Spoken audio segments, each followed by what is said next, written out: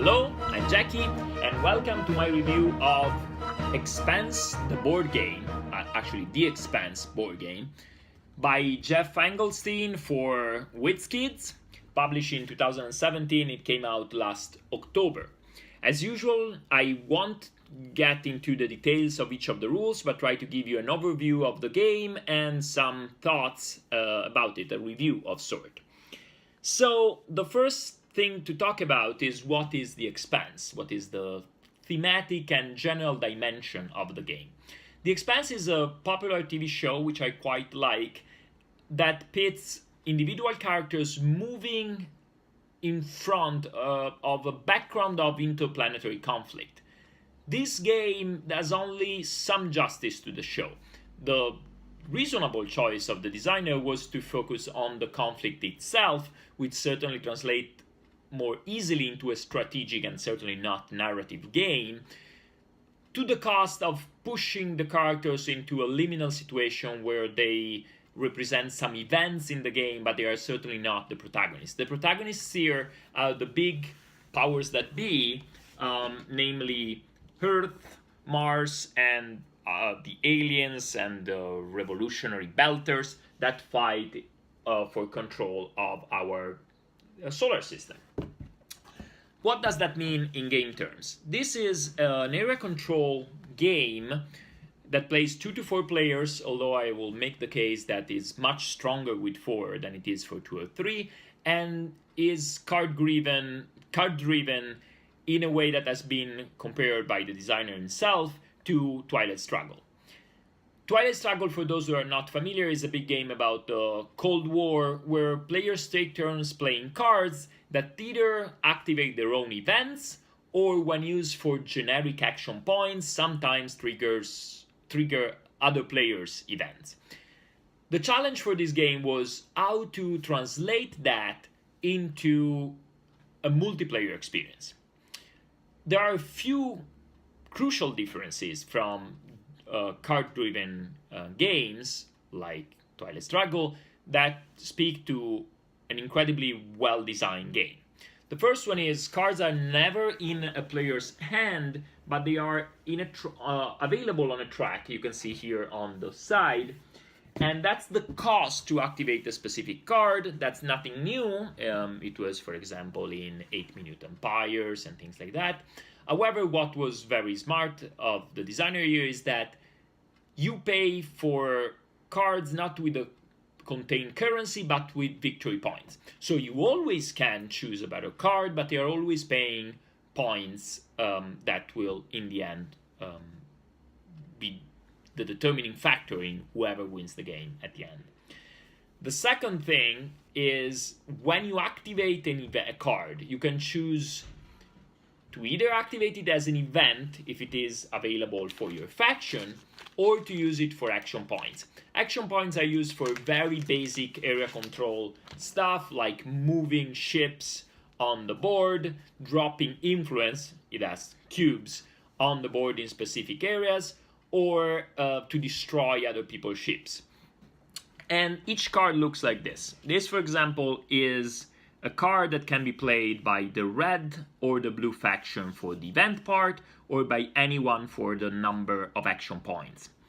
So let's say you are the blue player and you choose this card from the tray. You can either activate the event, in which case the card is gone, or if you are not one of these two, or if you choose not, if you are one of these two, you can activate the action points. You carry out your actions, and then, and this is where the smartest part of the game comes into play, players that do have their color on the card will have a chance to activate the card, the other players it is. This happens according to an initiative turn, and the only cost to take an event that was triggered by someone else by using the points is that you go last into the initiative order. So there is a strong incentive to constantly activate events, which makes the game very dynamic, while at the same time sometimes offering a very strong incentive to not do so, because you want to keep your advantage of choosing first in the initiative order. The game plays very simply beside this. You move little ships around the board, dropping influence cubes in each of these little squares, which are called bases. And when the score comes about, you basically check for each base who has the majority. That player scores points. There is a complicated system of choosing a sector that will be the bonus scoring sector, and that will give you extra points. However, I must say that that seems like a quite overcomplicated mechanic that doesn't change the balance of the game overall. Having a strong advantage in terms of position will beat any timing that can be done. But the timing of the scoring sometimes will be important for players who are balanced otherwise. So, a few thoughts about the game in general. The game is very interactive, to the point that I have had fellow players who didn't like it when someone else's mistake costed them the game. Unintentional kick making is a constant risk of games like this, but I don't think that can be avoided in a game of this kind. The cards themselves push you to constantly interact with other players, damaging someone, and therefore when you choose to damage someone, you're not damaging someone else, and that's the core of the game. At the same time, there are a few things that make this game extremely accessible. First, for all this strategy, the rules to the influence calculations are extremely simple. You have more cubes, you control the space. You tie, you divide the points.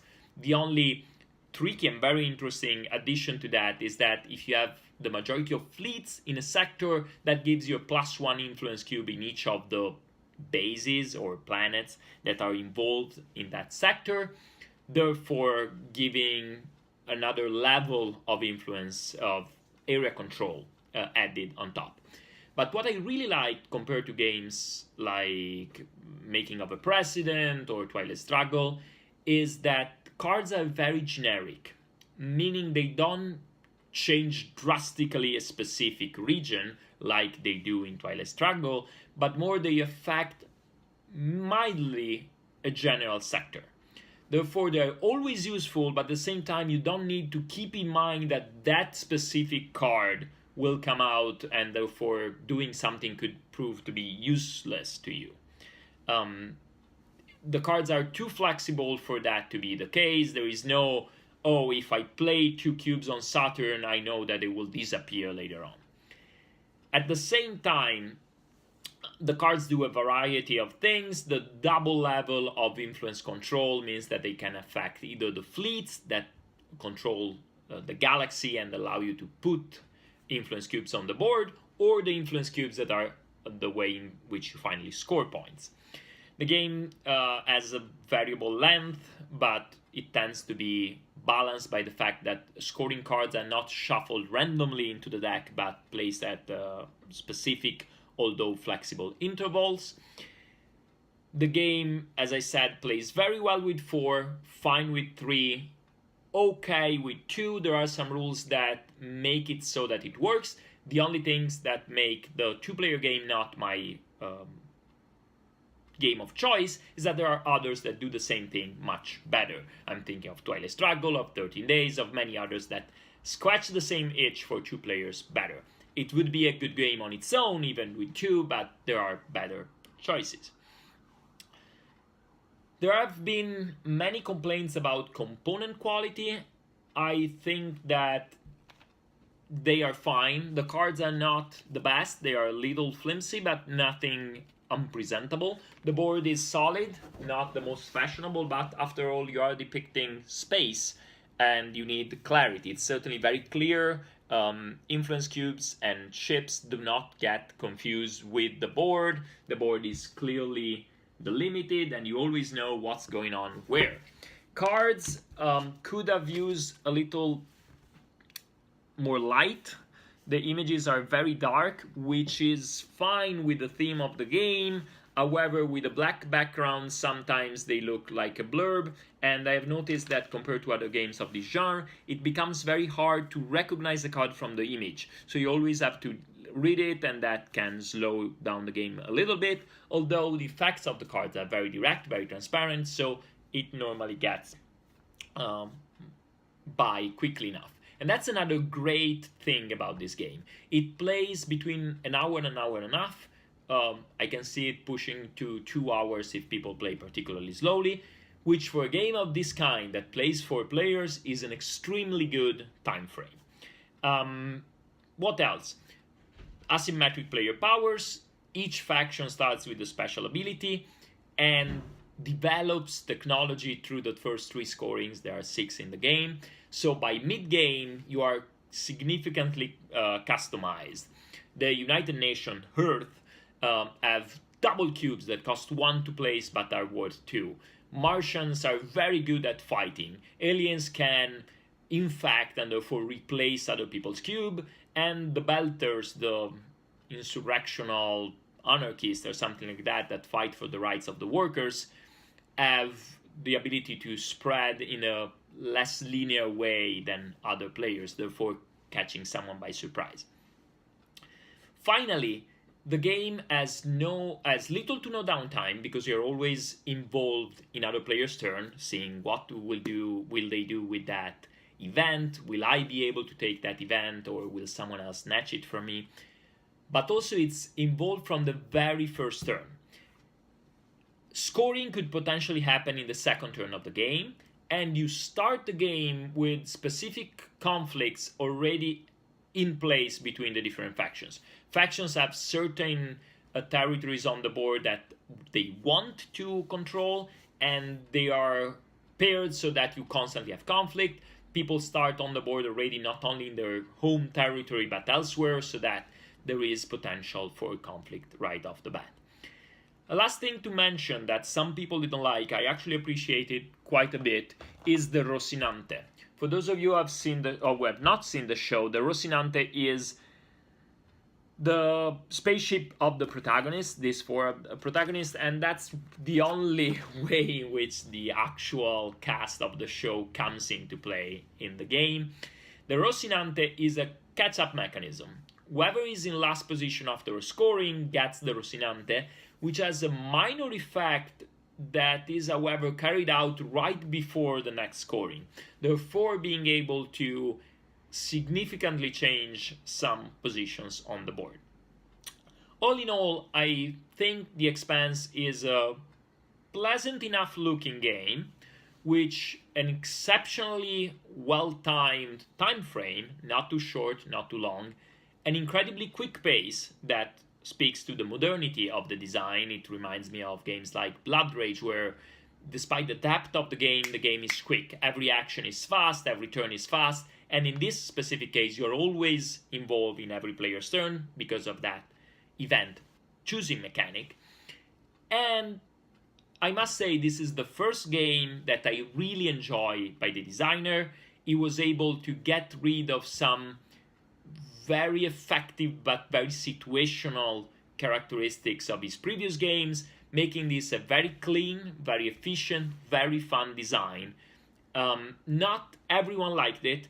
As I said, it's still an area control game. A 4-player area control game means that when you pick an opponent to pick on, you are not picking on someone else, therefore creating a disadvantage for one of the two. And if the person doing this is not one of the contenders for the win, that can annoy some people.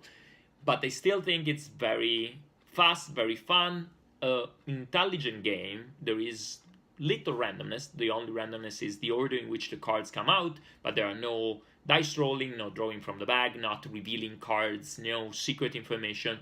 And I think this is very, very solid. It has been one of my favorite games this year, certainly the favorite conflict-based game that came out in 2017 for me. And that has been my review of The Expanse. If you liked it, consider subscribing to my channel, which is very small but growing, and go get this game if it sounds interesting to you. I look forward to any feedback here in the comments or on BGG.